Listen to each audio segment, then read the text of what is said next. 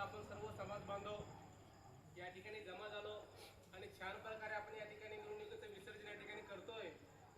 अहिल्यादेवी होळकर, पुण्यश्लोक अहिल्यादेवी होळकर यांच्यावर यांच्या घरामध्ये धर्माविषयी माहिती, इतिहास सांगितला जायचा।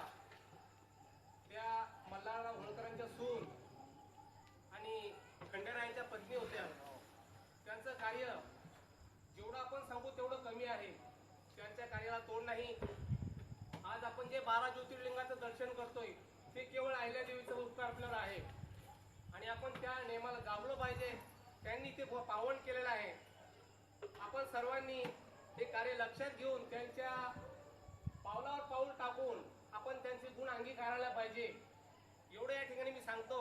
आणि आपले समाज बांधव या ठिकाणी बरेचसे प्रकारचे सरोदे साहेब बोलले, ते असतात, त्यांची ही गरज असते, सर्वच कार्यक्रमामध्ये असतात, परंतु त्यांनी असा या सार्वजनिक कार्यक्रमामध्ये असा चुकीचा प्रकार करू नये। आणि पुढच्या जयंतीसाठी त्यांना मी सांगू इच्छितो की आपण एक पुण्यश्लोक, ज्या आईंचं कार्य जेवढं सांगावं तेवढं कम आहे आणि आपण त्या आईच्या कार्याला गालबोट लावण्याचा प्रयत्न करू नये। नसता या कार्यक्रमामध्ये आपण येण्या अगोदर मद्यप्राशन करून येऊ नये, एवढीच या ठिकाणी आपल्या मंडळाला सांगतो आणि थांबतो।